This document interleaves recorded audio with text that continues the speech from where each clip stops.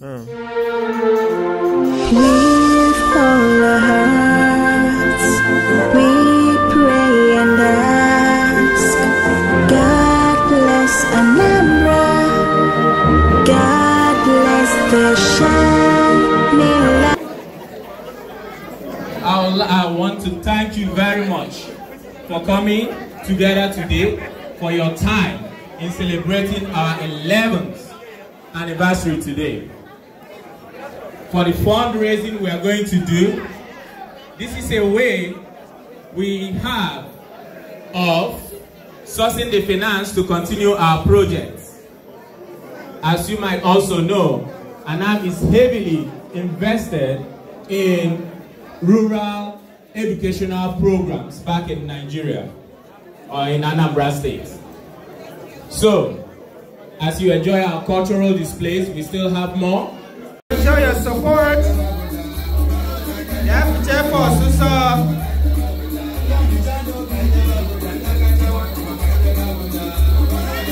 They are doing wonders here.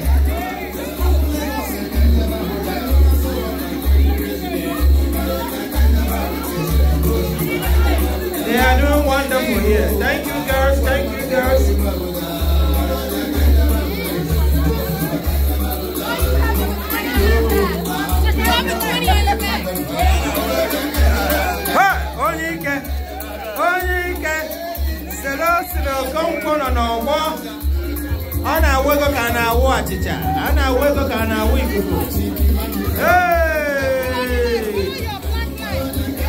Come and support our girls. Come and support our girls. What keep you in on our wall? I like the name. What keep you in?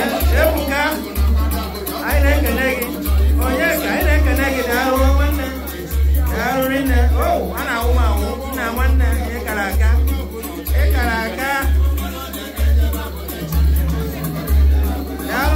Oh, girls, thank you so much.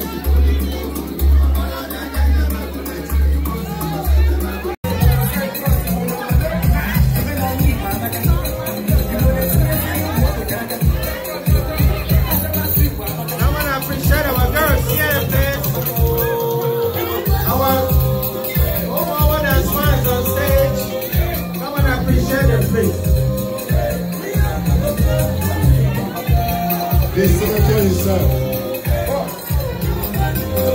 Oh, we don't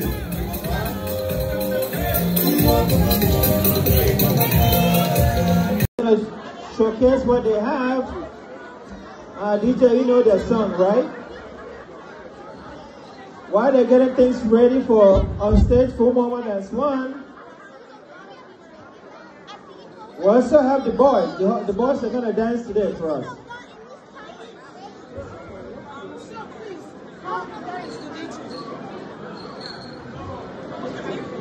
Right hand. Okay, Moment Dance 1, please. DJ.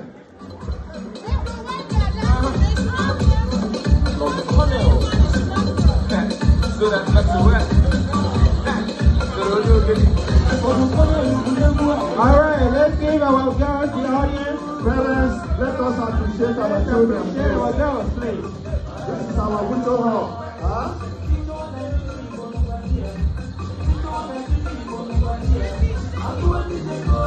Please, let's watch our girls dance, please.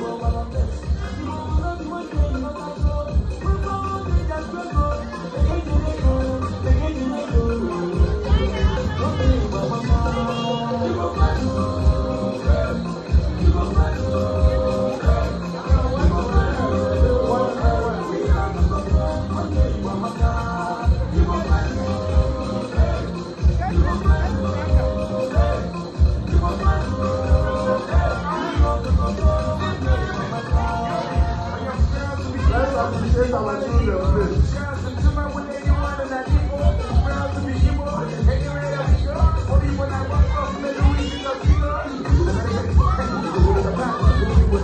Yeah, doing wonderful work, yeah.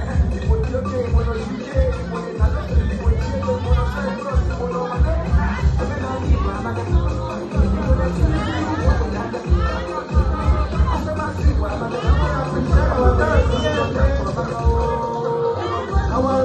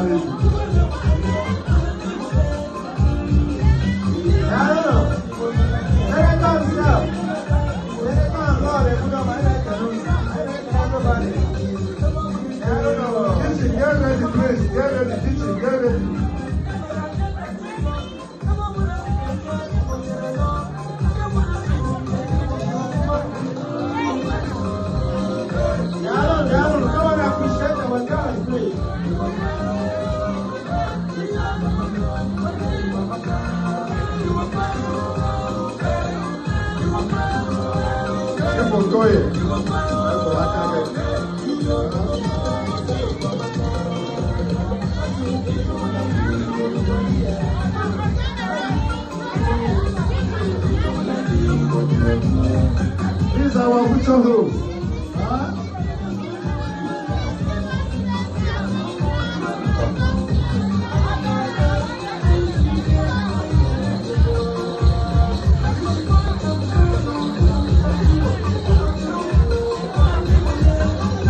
These are our future homes.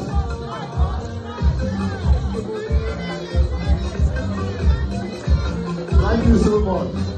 Thank you, the President of Anambra. We appreciate you all. Thank you so much, everybody. Give a round of applause for the boys. One more person, let me see you again. You're not going to lose that. What you want?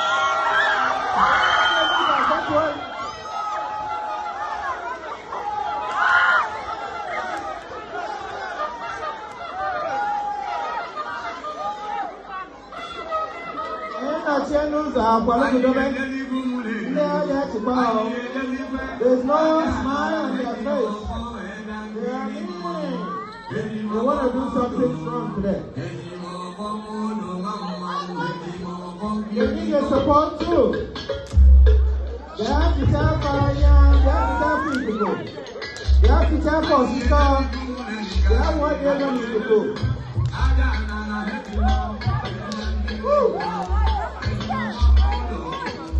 Anambra boys, no. Anambra boys. Here you come, what's it in your belly? Oh, come here. Are you willing to wear a book? Oh, come here.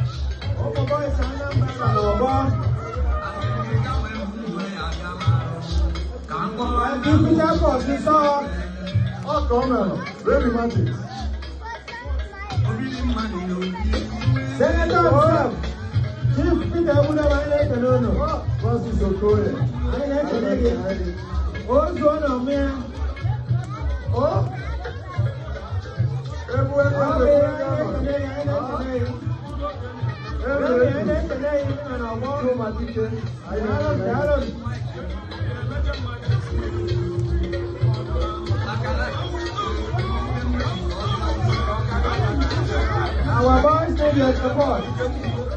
One day dialogue, and I'm making it. This is my way.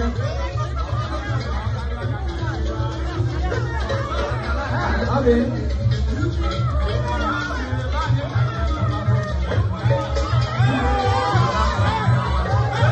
Victor Fairbairn today. Victor Fairbairn today. Victor Fairbairn today. On and on more. And I wake up and I woke up. Some also. And today. I won't mind on our more. No one number. Think an hour for. They are giving that for the sun. If what I'm saying, I want my guy is telling me, I like to let you know where. Wake up over that.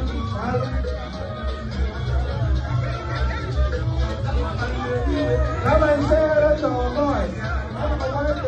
Wait.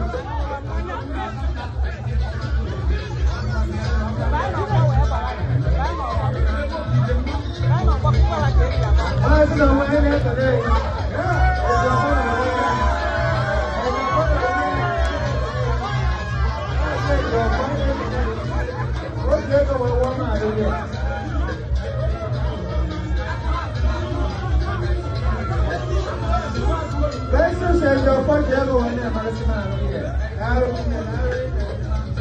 Come and show your support to our boys. Another boys on our board. I'm a white down here. Wait.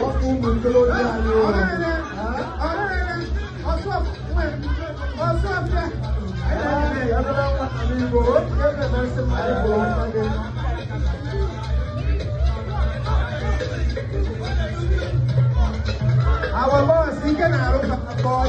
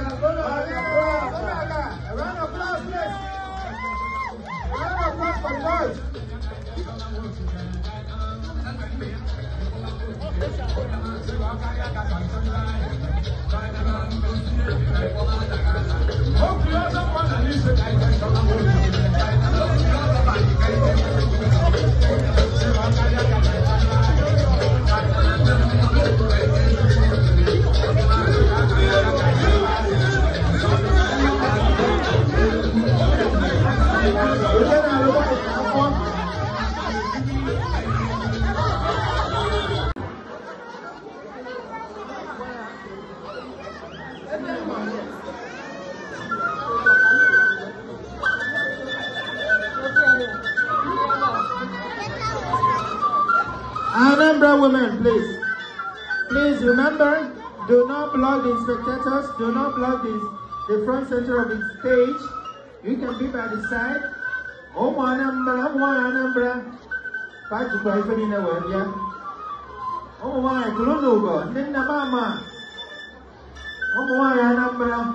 Dalun. Anya Koluneme. See, my hand, I forget. Then you're not forget Amelda, down. Up in the one, only that I got ya, it's doing ya. All in that number one ya. The Gana took that. I had to put in that to Diego. I had to put Fago. It's the Fago, which I fight, also saw. Which I propose to saw, the Africa put in that to no, so saw. Down, Laura G, one Yakin,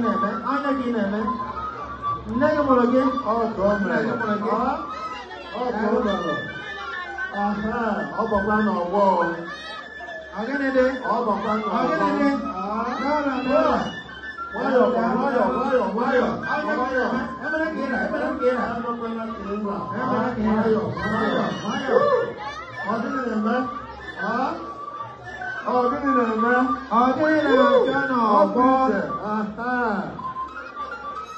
Anambra women.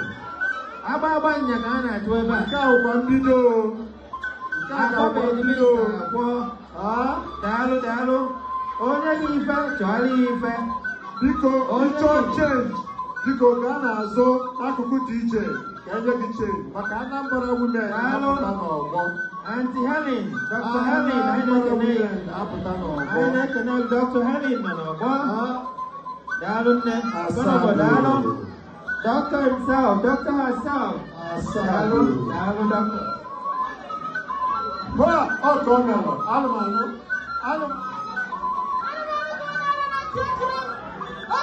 One thing you know about, I never know.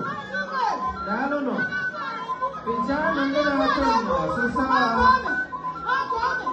lalam, siwa na kanay. Dalo, anak dinalo. Ano sa kaya? Ano na pali? Tidak pa niya, oh. Grandma, you can Mrs. Akanya, okay, I didn't get one. Ngkong sa sukupaton. Kaya na yun. Kung na ako pa niya. Okay, ako to. Asado. Ngkong sa sukupaton. The latest doctor in the house.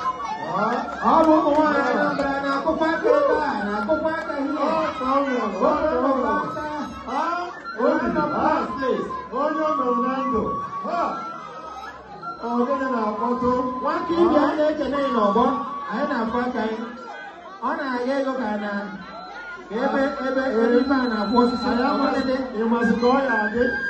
What do you know where? What do you Hello, I said, hello. Oh, come on. Because the only person permitted to stay here is Jima Ababoro. Because every other person go by the side. Don't block our guests, please. Down Australia, our most senior in Anambra. Down Australia, will recognize your presence. You are highly welcome. Thank you.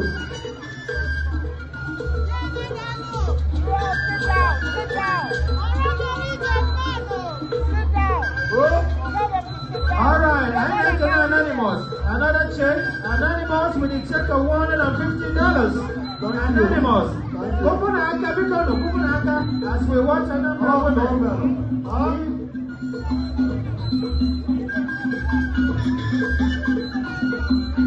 Because it don't change. Because that by the side of DJ, please. But if we can put up. Anambra masquerade, get ready. Wawa masquerade, get ready. Oh, come on. Oh.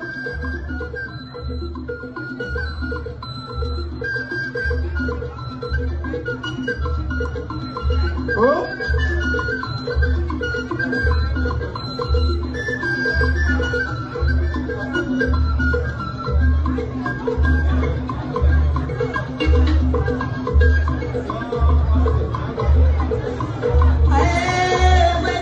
I like a number one, Anambra cultural dance, Anambra women dance.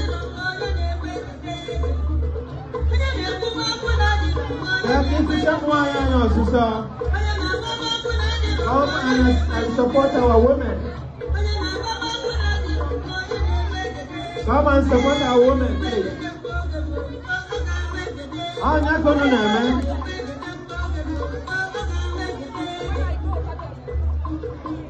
I'm not going to man. I don't know. Them the mama. I don't know.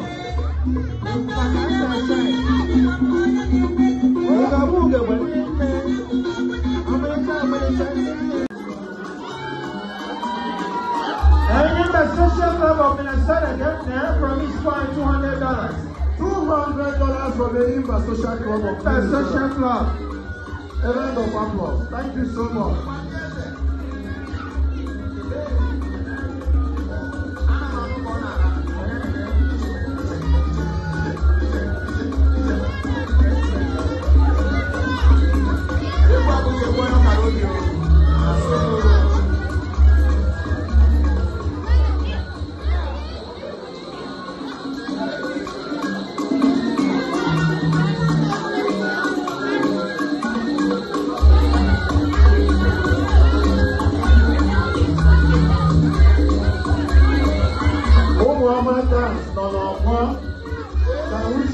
appreciation, please.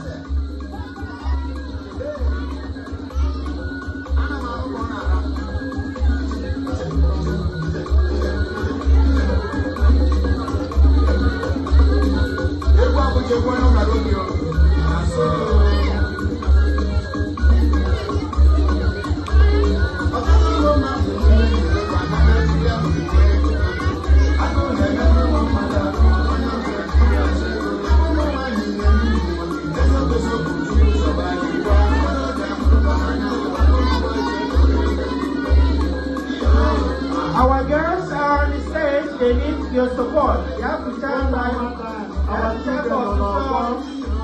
You have to stand us. Our big girls are on the stage. Our children on our board, please. They need our support. Show love to our children.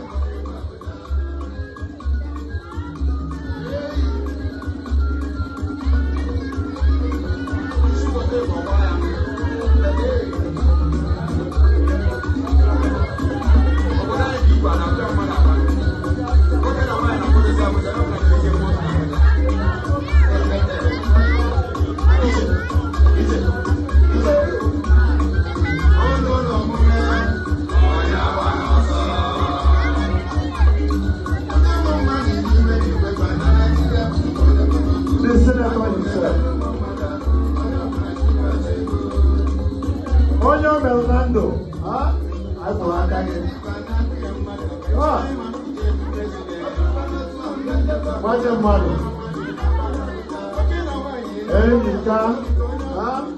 appreciating our children. Our fingers on stage. Good job, girls. Medalo, Amaka, everyone I like and Medalo.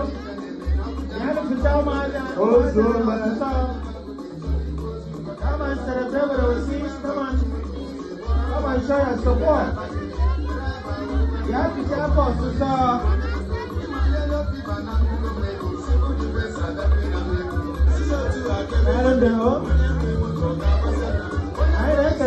Thank you so much, girls.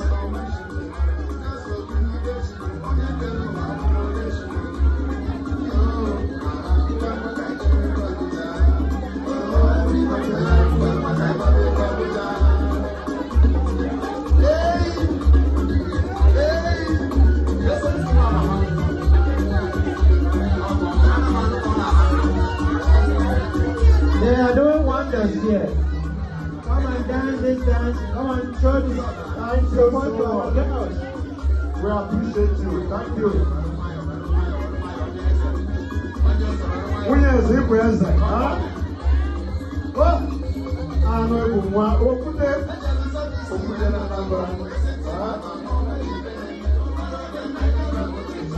Our girls are up here. Come and show your support. You have to help us.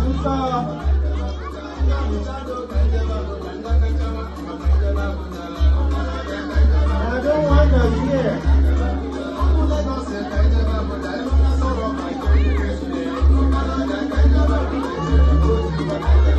I don't want them here. Thank you, girls.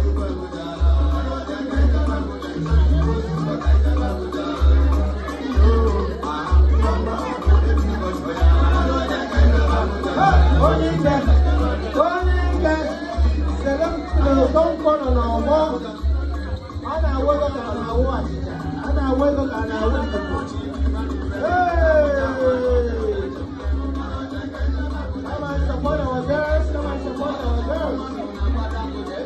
What EBS on our wall? I like the name. What EBS? Lemuka. I like the name. Oh yes, I like the name.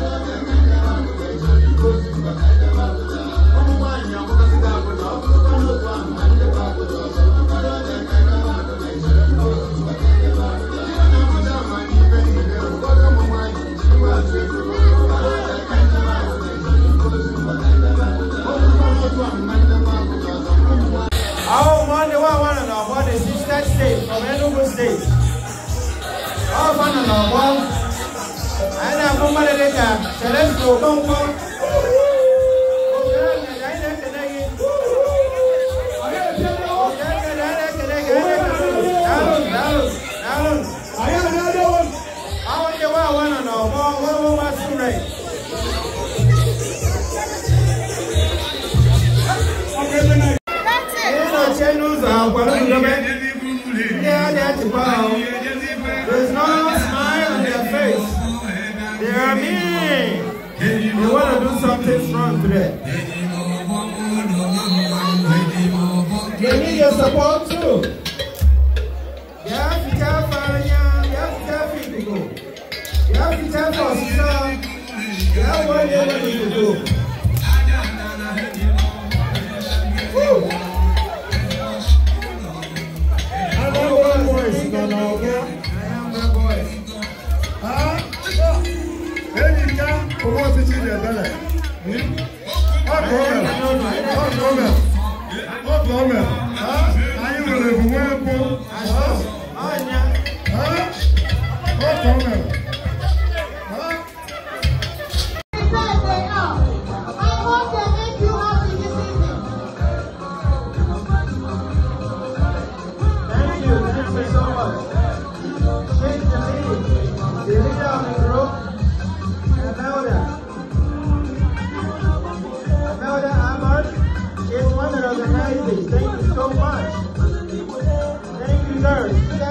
Wonderful. They have been doing just like you said. They have been doing this rehearsal for months, for days, for weeks. It's nice to come and appreciate them. There's a no wine, there's a no wine.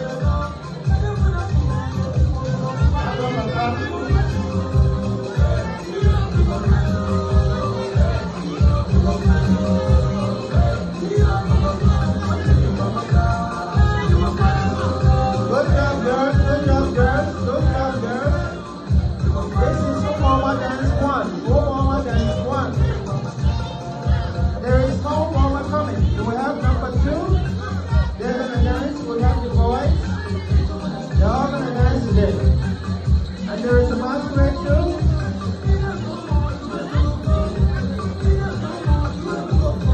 Well done, well done. Good job, girls. Good job, girls. Good job, girls. Give it a round of applause for Mama Dance 1. A round of applause, please. A round of applause. Well done, girls.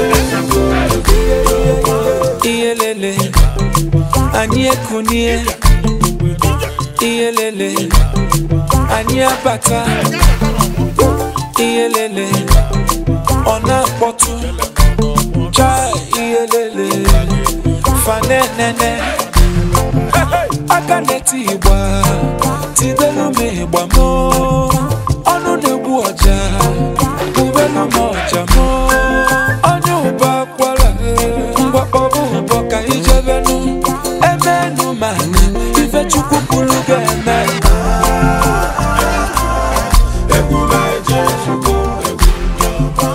Ugo nwa mo Asamu walebu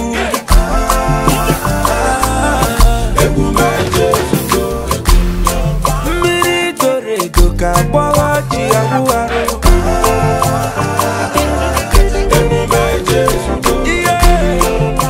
Adadi iche mo Adamu gbara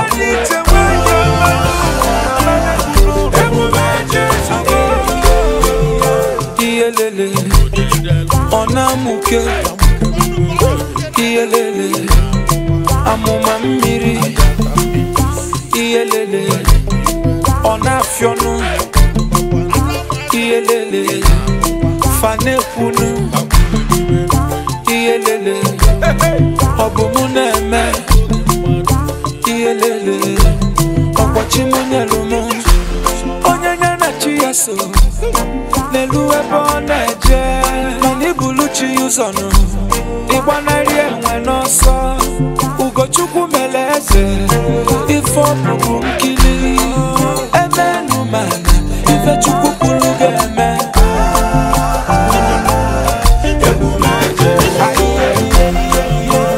Akwụ ugomo Bịa gbara egwu Akwụ ugomo nye mmadụ Bịa gbara egwu Udala nwa n'ịma Udala nwa nye ọmerụ Dịchanụ Ugochukwu mele eze na-egwu anya mpụta ọgbọ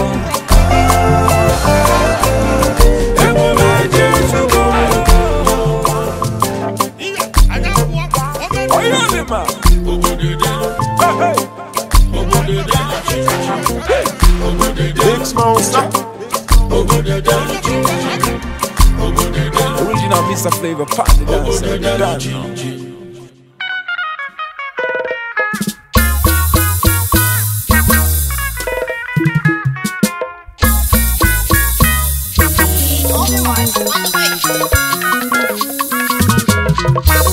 Ụmụ Igbo biko nụ n'olume Ụmụ Igbo biko nụ n'olume Egwu ka mụ bụlụ bịa o Ọgwa ndụ ka anyị na-ayọ Chukwu Yala nnukwu ego Ndị lechelu ma ga-enwe ego Mana Chukwu kwuru na m ga-enwe ego Chukwu kwuru na m ga-agụ na mmiri Chukwu kwuru na m ga-agụ na bili Ọ sị na ife ọbụla bụ mkpa mụ Na mụ kpọ ya n'ekwentị Ngwa gwa anụ ndị kọrọ m ọnụ ụwa Ngwa anụ ndị kọrọ m ọnụ Kuzolu na-emezikwa ofuma From tenant to landlord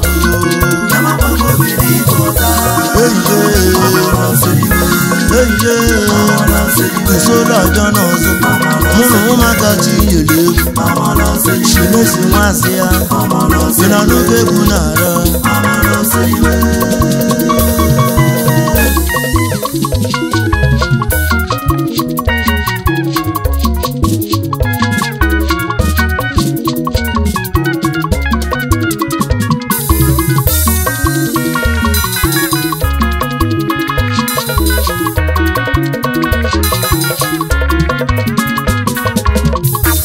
Ofe okwu mụ na-agwụ m Igbo Onye bili gị ibe ya bili Nwa mmụọ egbule nwa mmadụ Nwa mmadụ egbule nwa mmụọ Onye bili ibe ya bili o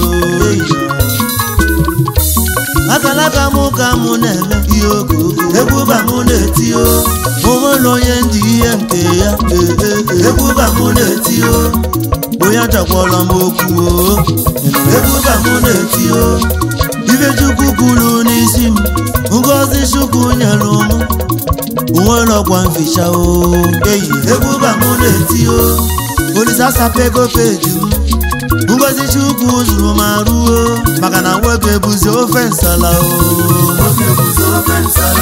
asị m nwoke bụzi ofe nsala o ụwa niile na-alachazi egwu m ọnụ niile bụ n'obili ọnụ alachago ogige maka na nwoke na-ebechazi o grum grum ofe nsala Igbo niile o ngwa gwa anụ ndị kọrọ n'ọnụ ụwa o gwa anụ ndị kọrọ n'ọnụ o tusonu na-emezigbo ofuma o from Ghana to landlord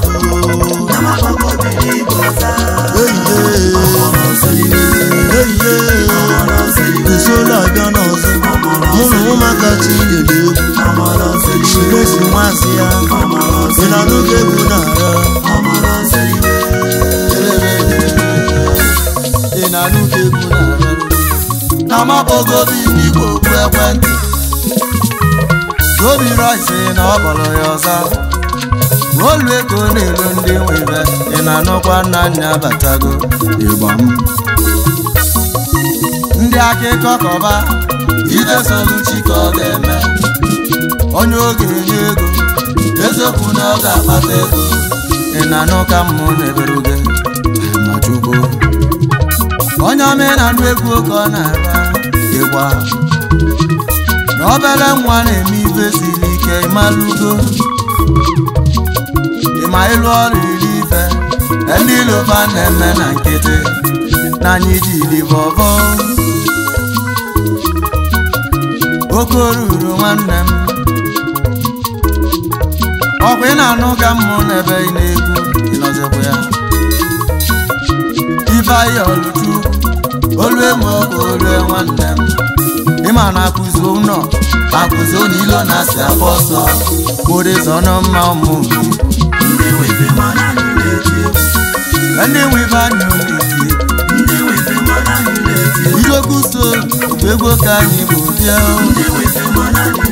onye ọma timesi nwazi ya n'ozu bịakwa ọrụ mmụọ na-aba mba obere nwa chiele okokoko olu ego na-elu ị na-anụ ka mmụ na-ebere ya olu eze onye egwu oge ruru ego nọ ị na-anụkwa ụbọ ka m na-akpọ ị na-anụkwa egwu ka ọ na-aga ngwa gwa anụ ndị kọrọ m ọnụ ụwa